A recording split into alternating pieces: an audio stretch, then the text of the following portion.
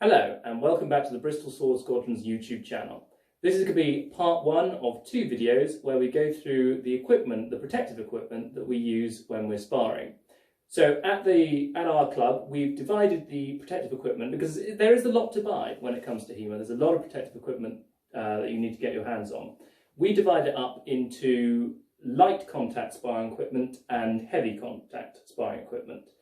So what we're going to show you in part one is our required sparring equipment for light sparring. So this is your entry-level equipment in essence. This is to be used primarily with Rawlings, not with black fencer. We regard black fencer as something to be used with heavy sparring equipment. That also goes for steels and other things like that. I mean, wood, maybe if anyone out there is still using wood, I don't know if they are, but they might be. So if you are, well done you. Yeah, comment below. Keeping it traditional, we love you. There must be someone using single sticks out there somewhere. We salute you. But so probably the most important thing that you need, one most important piece of equipment, is the mask. And this is, so all this equipment is Sam's equipment. I'm not going to be touching any of it, not because I'm lazy, but because Sam has lice. There's obviously, as you know, there's a pandemic going around, so current guidelines say that I'm not going to be touching any of Sam's equipment. So Sam's will be holding everything up, and all this equipment is Sam's, but it's also current spec equipment. A lot of my equipment is a bit old. So this is all available. This is all night shop, HEMA shop? Yeah, everything that's in this video will be night shop available. So yeah. Perfect. So okay. This is the Red Dragon fencing mask. I would so this is the one I use. I have the privilege of saying that I did used to have a Leon Paul one before a long time ago, which I sold once I stepped out of HEMA for a while due to life situations and busy calendars and stuff. But the Leon Paul one, just as an addendum, is the one that I use. So if you watch a video of us sparring, you'll see it's got a white bib, so it's quite distinct from Sam's, which has a black bib. It's black bib. So I said, because I've got the privilege of using both and the experience of working from both, I would say that this one definitely feels different. I wouldn't say that this one has ever caused me any problems. If anything, it saves me a lot of head injuries. So I'm glad I do have this one.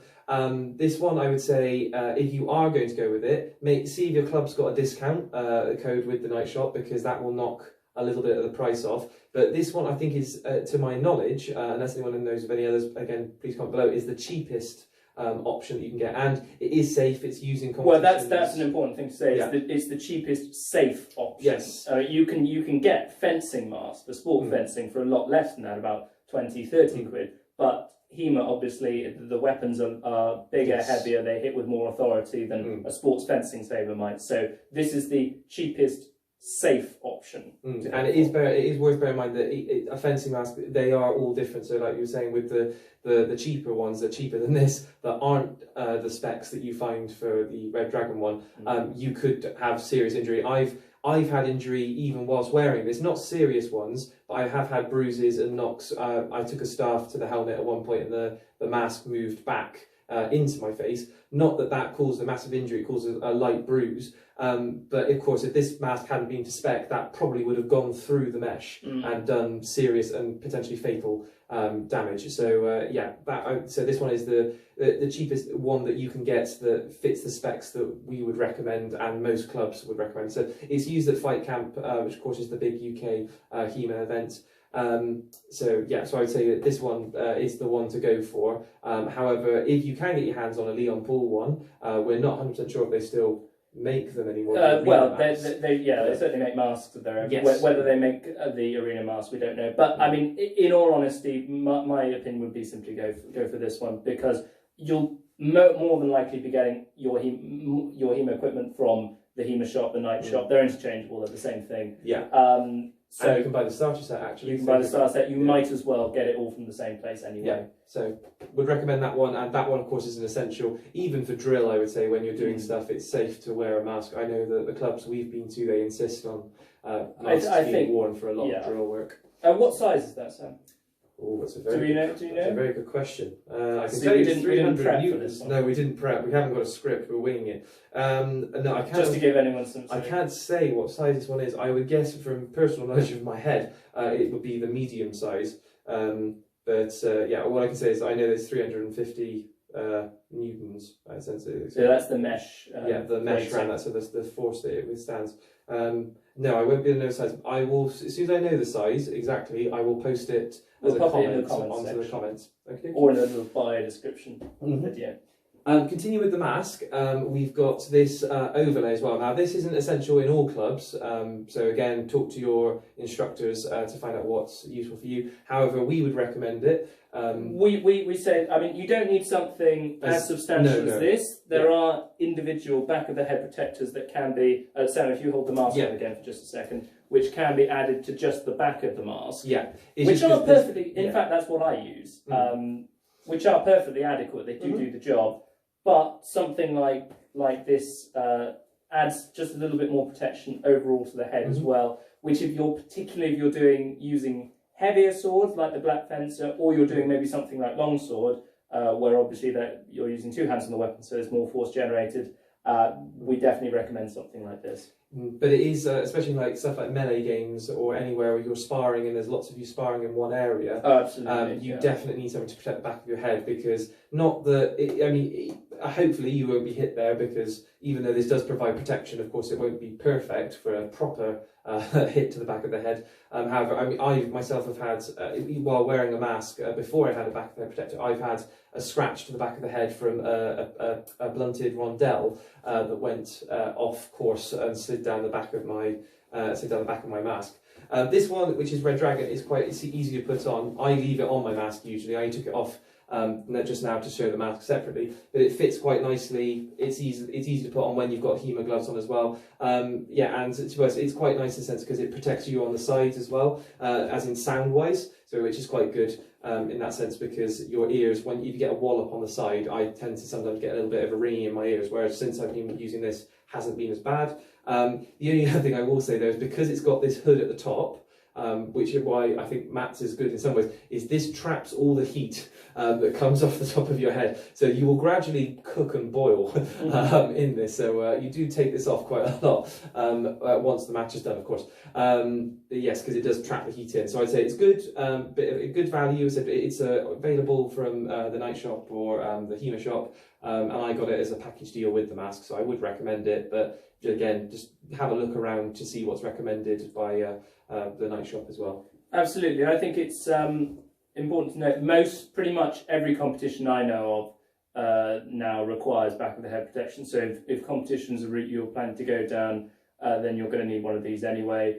The one that I have is the Spares back of the head protector one, and it's a single back of the head protection on its own. You loop it into the band that keeps the mask onto the back of your head. So if you do want to use one of those, you need to make sure that your mask actually has a band on the back that you can attach it to. I know some of them just have a sort of hook that goes over the back, and it wouldn't. The Red Dragon, just so you know, does have a strap that goes on the back, so that it would work with the Red Dragon. Yeah. So presuming you're getting the Red Dragon mask, which is basically the one we're recommending you do get. You got the option of either. I presume that's probably a tad lot more expensive, just because there's more material to it. But it's your call. If you're generally using single hand weapons with light to medium contact, you probably won't need something like that. If you're using heavier weapons, or you're anticipating more contact, or you're anticipating being in quite a few melees, then maybe you want to look at something like that. But again, back of the head protection we view as essential. Whole round head protection, not necessarily essential, but a good bonus. Besides the mask. Well, in addition to the mask, yeah. Okay, perfect. So next up is the gorget, which goes round the throat, and this is to stop when swords inevitably, as they do, slide up under the bib of the mask. You don't get a point in the throat, which can be very nasty, and if it's something like a steel sword, can be very dangerous. So this basically alleviates that problem. It's nice and light, very cheap. The Red Dragon one's absolutely the one we recommend, because it's very, as I say, very cheap, very affordable, and it's easy to get hold of, and it works perfectly. Some people I know don't wear gorgets. That's because lots of jackets nowadays come with purpose-built ones into them. I would still personally wear one. I think you do, don't you? Yes, I have one of those jackets. I still wear a Red Dragon gorget underneath because it does have a catching mechanism underneath my jacket, which we'll show you in the second video, which catches blades if they slide up under.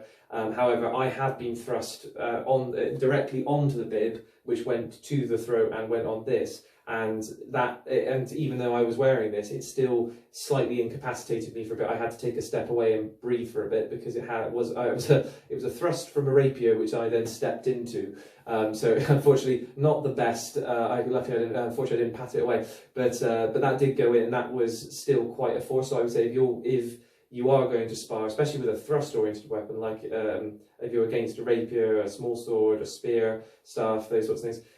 You definitely want to be wearing something like this because even with a built-in one in the fencing jacket or just the mask, in a sense, it's not enough. You need as much to protect your throat as possible. It's a very vulnerable area in that case. So, and I know it doesn't look like something that would be comfortable, but actually, once you've got it on, you barely notice it. Yeah. It's made of quite soft material, actually. Yeah, it's flexible. It's one size fits all, and it's to us. I think it's just under about £20, isn't it? Something like that. Yeah, 10, 15. So well, we bought ours, but so I don't think that there's going to be kind of. It's not a huge expense. And of course, as we say, all this stuff that we're showing you in the first video is for our lighter contact sparring, so we're assuming that you're not wearing an outer jacket. So certainly in that case, there won't be a throat catching mechanism on the jacket, so this is required.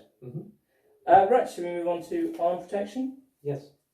So this is the Spez forearm guard.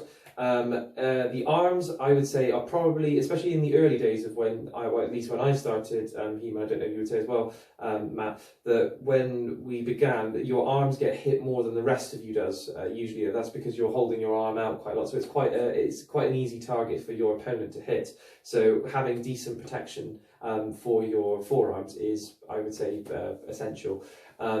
Now, I used to have the Red Dragon gloves, forearm protectors, which I still do have. However, I found that the elbow protection didn't quite work over my fencing jacket, so I moved on to the Spez ones. But I would say if you're doing light contact sparring, the Red Dragon ones are absolutely fine if you would just wear those in the elbow pads.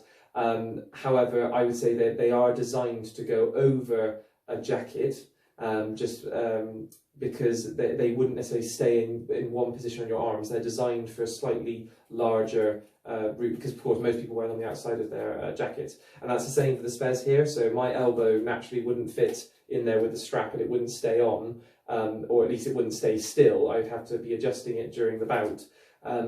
So I would say that this is good for the outside of fencing jacket wearing. However, you could get away with wearing this as separately because the elbow pad is detachable, so you could just wear that. And the nice thing is when you're not wearing a jacket, you can, in theory, he says, just slide them on, and that stays quite well. But I mean, this still is exposed if you're not wearing this part. So I would always say if you can get the elbow protection as well, get that as well, because you get hit here on your humerus bone, I think it is, or your funny bone as it's commonly called. It's not funny. So yeah. I think, Matt, you use slightly different ones, don't you? Yeah, so I use, being old school HEMA, I use Eskrima arm guards, and I don't actually use elbow protection. Not because I don't think it's worthwhile, I think it is, but my arm guards don't have never came with additional elbow protection. So it's something that I've never bothered with, and personally I've never found it to be a particular issue. Partly because I tend to wear my gloves my gloves have quite large cuffs, so I tend to wear my arm guards slightly further down, which means they do flare up over the elbow anyway. Certainly, if I was buying new, I would get elbow protection with it. But as I say, for me at the moment, it's not a huge issue. But if I was recommending someone, I would definitely say get it, because why not? As Sam pointed out, if you don't want to wear it with it, you don't have to. But if you've got it, then you've got it and you can use it whenever. But yeah, I think overall, So you'd be recommending the spares, would you? I would recommend the spares. They are more expensive, so I would only go for the spares if you're sure HEMA is something you want to carry on with as a practitioner, because the Red Dragon ones are considerably cheaper.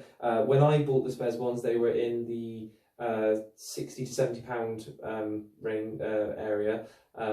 However, the Red Dragon, of course, especially if you have a club discount, you will find they're a lot cheaper, and they are just as good. I will say that it was down to personal choice. I think as well, one of the reasons I I stopped using my Red Dragon ones is because one of the Velcro straps broke on the elbow protectors, which meant that it wasn't able to fit to the arm guard anymore. So I thought, well, I'd splash out a bit and buy myself the spares gear, because I have a spares jacket, which I thought might solve the problem with regards to what I was saying earlier about it moving around on the outside of the jacket, which it has solved that problem. So I would say, yeah, it's up to you. Both of them are fine. A lot of people use Red Dragon, and as I said, when I didn't have any complaints for the product. So it was all good.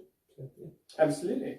So we move on to our last piece of compulsory safety equipment for our light sparring exercise, which is the box, the cricket box, or the cup, as I think some Americans call it. Not much really needs to be said about this. If you're a chap, you probably know that being hit in the groin ain't pleasant, and if you times that by the magnitude of a sword hitting you in the groin, it really is not nice. So wear something like that over the top. Obviously, do Red Dragon do their own groin protectors? I believe there were Red Dragon groin protectors. I never bought them myself. I personally find the ones you get in Sports Direct I was going to say, suitable. You'll find that any shop that caters to cricket, rugby, anything like that, you'll find one in. So yeah, you need to get one of those. Obviously, that's for gentlemen fencers. For lady fencers, what we recommend is you find them specifically for sport fencing, but they're perfectly adequate for HEMA, is the breast protectors, which are essentially like a plastron, but they're shaped to accommodate the breasts, and that's something that particularly female fencers often will wear. It's not as compulsory as something like the groin protector, but I know a lot of female fencers who will not fence without one, because especially if they're not using a jacket. So and as this is part one and for light sparring, we would say that if you are a female fencer and you are coming to spar at our club, that would be something you'd need. So that's something to look into. And again, they're not that expensive. As memory serves, they're about £10 or £15 usually. You don't need a name brand one. Most of the ones sold on like cheap fencing gear are perfectly adequate. And one more note on for the gentleman with regards to the box, I would make sure you pop it in before, if you're doing a session where you have a lesson and then a match afterwards. I would almost say during the drill it would just be worthwhile having boxing, because when you're learning a particular sequence, a blade can slip, a staff can slip, or whatever you're training with can slip and reach the gentlemanly region, which can cause quite a lot of discomfort. So luckily I'm not speaking for experience, however I know many who have unfortunately had accidents whilst drill has been going on because they thought it was safe. However, drill, especially when you're learning something new, can be just as dangerous as sparring. So yeah, but besides that, that's the end of the part one of the equipment review. So thank you very much for watching. See you next time. Sure.